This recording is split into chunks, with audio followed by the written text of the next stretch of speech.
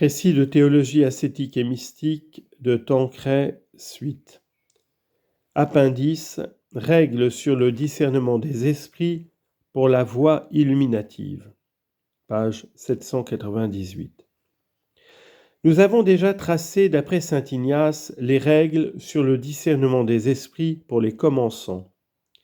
Il est utile de résumer celles qu'il donne pour la voie illuminative ou pour la seconde semaine des exercices. Elle se rapporte à deux points principaux. Premièrement, les consolations spirituelles. Deuxièmement, les désirs ou projets d'avenir. Règles sur les consolations.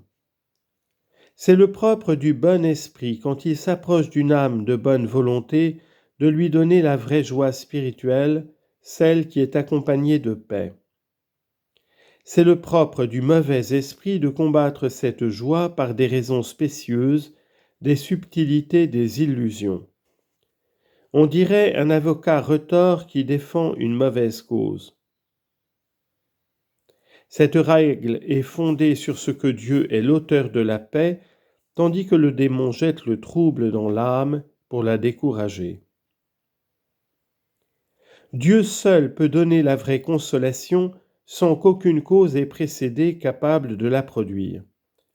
Lui seul, en effet, peut pénétrer dans l'intime de l'âme pour l'attirer et la tourner vers lui. Nous disons que la consolation n'a pas eu de cause précédente, quand rien ne s'est présenté qui pût la faire naître. Ainsi l'âme était plongée dans la désolation, et voilà qu'en un instant elle se trouve rassurée, pleine de joie, de force et de bonne volonté. Tel fut le cas de saint François de Sales, après les violents scrupules qui l'avaient assailli. Quand une cause a précédé la consolation, elle peut venir du bon ou du mauvais esprit. Elle vient du premier si elle rend l'âme plus éclairée et plus forte pour le bien. Elle vient du démon si elle produit le relâchement, la mollesse, l'amour du plaisir ou de l'honneur, la présomption. En d'autres termes, on juge de l'arbre à ses fruits. C'est le propre du mauvais ange de se transformer en ange de lumière, d'entrer d'abord dans les sentiments de l'âme pieuse et de finir par lui inspirer les siens propres. Ainsi, quand il voit une âme s'adonner à la vertu, il lui suggère d'abord des sentiments conformes à ses dispositions vertueuses. Puis, en s'appuyant sur son amour-propre, lui suggère des sentiments de vaine complaisance ou de présomption, des excès dans ses pénitences pour l'amener ensuite au découragement, ou au contraire quelques adoucissements à son genre de vie sous prétexte de santé ou d'études. Ainsi, il la fait déchoir peu à peu. Règles sur les désirs ou projets. Dans nos désirs et nos projets, nous devons examiner avec soin si le commencement, le milieu et la fin tendent au bien.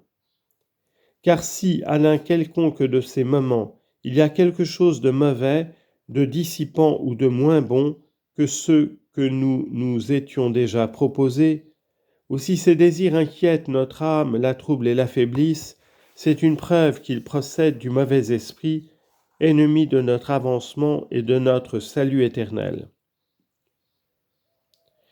La raison en est que, pour qu'une action soit bonne, il faut qu'il n'y ait en elle rien de contraire à la volonté de Dieu ou au bien spirituel de l'âme. Si donc dans l'un quelconque de ces éléments on voit quelque défaut, c'est la marque de l'esprit malin. Quand une fois on a découvert cette intervention du malin, il est utile de reprendre la suite des bonnes pensées et de découvrir comment peu à peu le malin s'est introduit dans l'âme pour la troubler et essayer de la mener au mal. Cette expérience nous fournira les moyens de nous mettre en garde plus tard contre les artifices de l'ennemi. Il est une autre règle tirée de la façon d'agir du bon et du mauvais esprit. Le premier agit doucement sur l'âme qui progresse comme une rosée qui pénètre une éponge. Le second agit bruyamment comme une pluie d'orage qui tombe sur la pierre. Même quand la consolation vient de Dieu, il faut savoir distinguer entre le temps même de la consolation et celui qui suit. Dans le premier, on agit sous l'inspiration de la grâce. Dans le second, on forme des résolutions et des projets qui ne sont pas immédiatement inspirés par Dieu et qui par conséquent doivent être examinés avec soin selon les règles précédentes. À ces règles tracées par saint Ignace, on peut en ajouter quelques autres qui résultent de ce que nous avons dit dans ce livre second. Aspirer à une perfection intempestive en dehors des occupations actuelles, en pratiquant des vertus d'éclat, en se singularisant, est la marque du mauvais esprit. Car le bon nous porte sans doute à une haute perfection, mais compatible avec nos devoirs d'État, à une vie humble et cachée. Le mépris des petites choses et le désir de se sanctifier en grand ne sont pas la marque du bon esprit qui nous incline à la fidélité parfaite aux devoirs d'État et aux petites vertus. Pas un signe, pas un iota de la loi ne passera jusqu'à ce que tout soit accompli. Matthieu chapitre 5, verset 18. Les retours complaisants sur soi-même quand on croit avoir bien fait, le désir d'être estimé pour sa piété et sa vertu sont en opposition avec l'esprit chrétien qui cherche avant tout à ne plaire qu'à Dieu. Si adducam illibus placerem servus Christi non essem. Citation de Galates chapitre 1 verset 10. Si je cherchais à plaire aux hommes, je ne serais pas le serviteur du Christ.